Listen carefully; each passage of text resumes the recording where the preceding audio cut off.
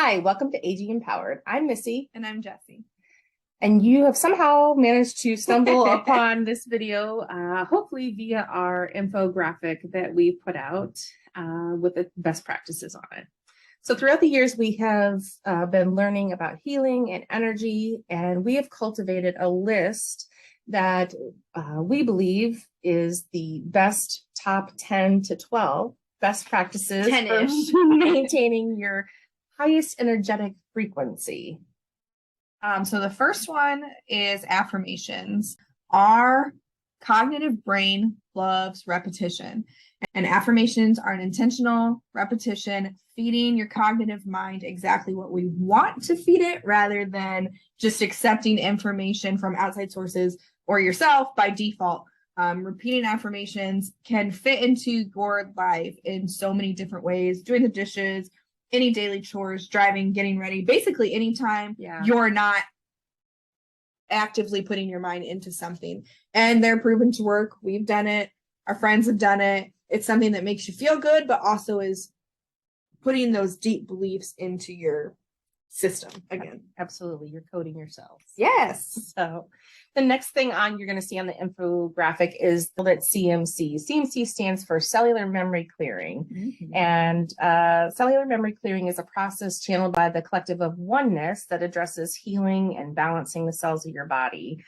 CMC, and that we will just refer to it as CMC from here on out because much easier. Yeah, cellular memory clearing is a lot to say. It's at the very core of what we do as practitioners, and honestly has become the essence of who we are as people in the world. So we have multiple free resources that break down the cellular memory clearing process step by step. See why I say CMC? It's big. Step by step, so that you can begin to incorporate this in your life too. So, and we will link the resources. She will link the resources down below. All of these resources we're going to talk about will all be linked below, so you can find that there, or you can cipher through our website too. Another process that we use is journaling. She is way better about it than I am, just because she thinks about it and then I'm like, crap, I forgot. But it's scientifically proven that journaling can be highly effective and beneficial for people suffering with a myriad of psychological conditions. Journaling is so imperative if you're attempting to make a huge change in your life. An author and speaker, Natalie Goldberg, once said, whether you're keeping a journal or writing as a meditation, it's the same thing. I love that. Me too. She said that what's important is that you are having a relationship with your mind, which is like, duh. But we don't think about it because it's ours, right? Well, we speed up. We're trying to get through life. Hurry. Yeah. So it's also been shown to reduce the impact of stress on your cells and your immune system, which I should be journaling more right now, and activities both hemispheres of your brain simultaneously, which is so important when we're trying to keep that overall health for not just our bodies, but our brains too. And another big benefit of journaling, which is your favorite part of journaling, is that you carve out the time in your day to take care of yourself, to self-love, to self-care, which none of us are super great about doing that. It's an opportunity for growth. It is an opportunity for improvement. Yes. That's the official verbiage. The next part on the infographic is gratitude. And if you've been doing any sort of self-work, you probably already know that being grateful for things, it helps our cognitive brain and shifts our perspective to a glass half full type of lens. And that has an impact on the cells and health of our body. So we're really not going to say a whole lot about that, but gratitude and helping the universe bring things to you. Yes.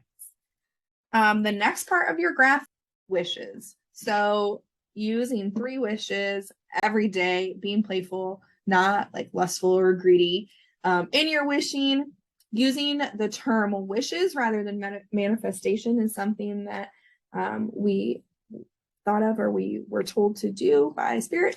It's more playful. It takes the pressure off of the outcome, and it allows your brain the space to have fun and use imagination of potential timelines and possibilities that your cognitive, realistic brain will normally shut down and be like, you don't have the money, you don't have the time, you don't have you're not that.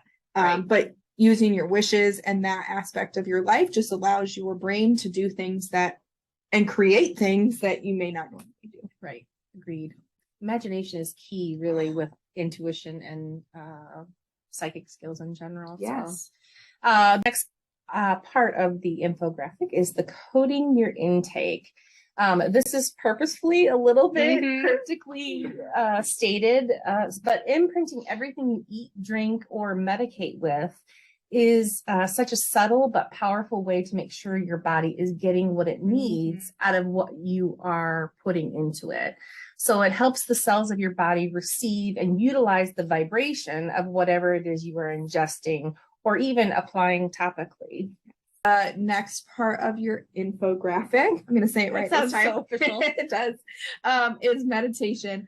We are going to be the first people to say we were like, what the heck? When we were first starting to talk about meditation, we couldn't believe we were being told to do this. I literally laughed out loud. Yeah, we were, because our version of it in our head is so different than what it could be.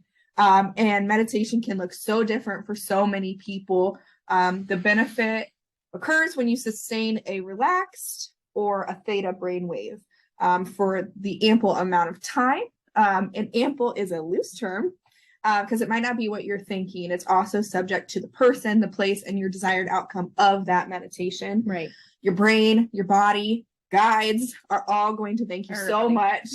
We, your friends, everybody is going to thank your kids, your spouse. Yes, is going to thank you so much for practicing meditation, which is also, if we're going to go back up to taking care of yourself, this is also a great way to love yourself just a little bit more. Yeah, absolutely. Intentional movement is the next point of interest on the infographic.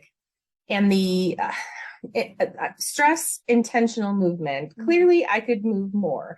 However, moving your body intentionally is much different than just, going through your day. So moving your body for 20 to 30 minutes per day, enough that your breathing and heart rate increases, actually builds resilience in your nervous system. So that is very important, and it discharges stress.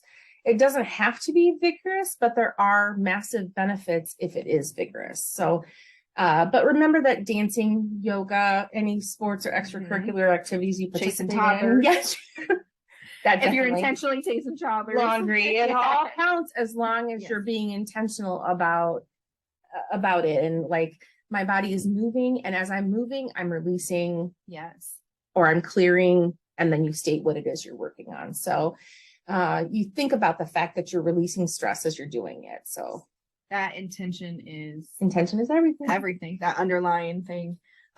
Speaking of intention, nice segue. The next part of it is going to be cleansing your environment.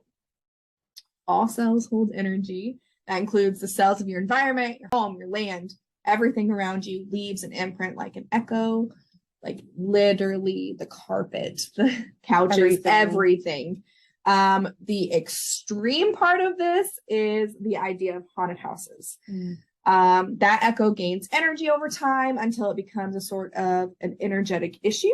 Residual energy is absolutely real though. And as an anatomy intuitive, the best that we can describe it is as like a fog or a muck or just like a film. Yeah, film is a good word. Yeah, that just slows energy down. And since we are here and doing so much work to heal ourselves, why not give ourselves the best chance to have a clean environment too? Our bodies are in constant communication with our environment.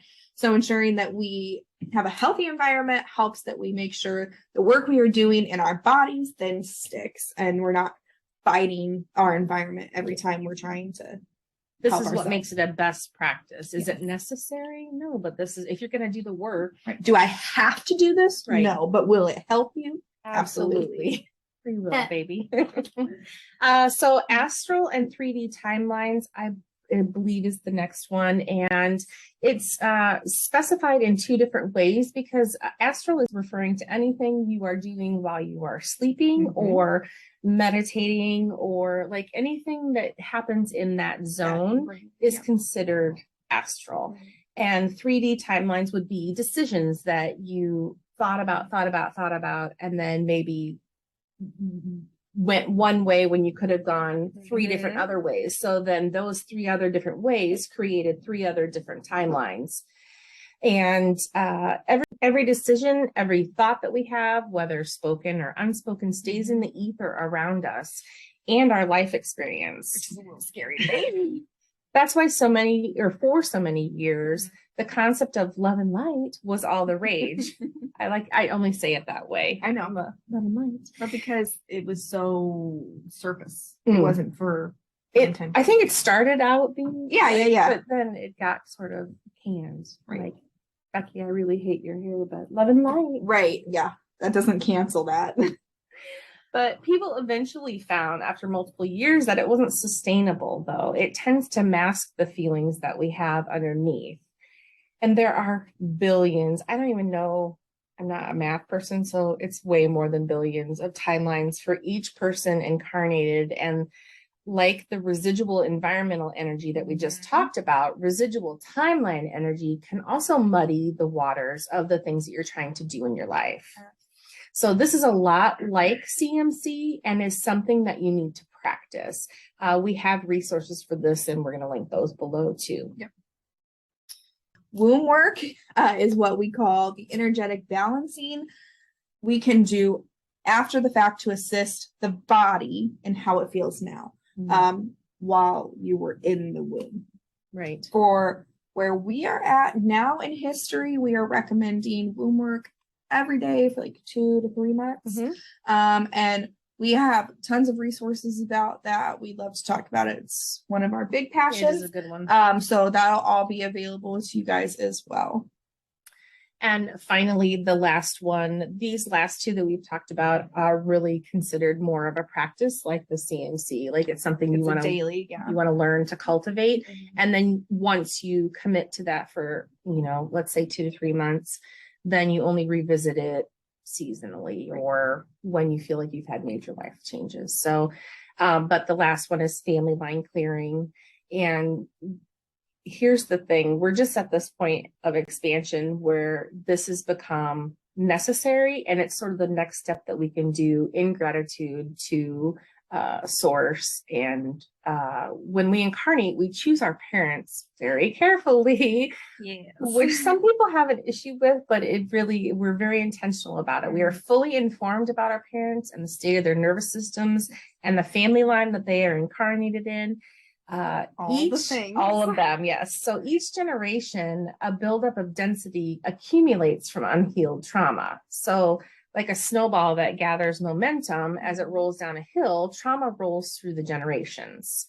But because of ascension and the expansion of the planet, we can now address our family line trauma head on with intentional processes and practices. So it doesn't have to continue on in the family. Right. They transmute density and they prevent generational trauma for future generations and helps alleviate some burden that the collective consciousness, which also some people call oneness or the Holy Spirit, holds on to because of that density. Yeah. So in closing, we don't believe that any one practice, any one modality, or any one therapeutic method is the answer for every single person. However, the combination that we presented here, that genuinely this credit doesn't belong to us, it belongs to the collective of oneness. Or just the mouth. Yes, just the conduits. It's a powerful foundation for your energetic and cellular frequency and well-being. And if you want to continue down the healing path, you can check us out on our website, theagfam.com. Email us at theagfamily1@gmail.com. Or you can find us on Instagram or Facebook under the AG Empower. Thanks for listening. Stay empowered, and we'll see you in the game.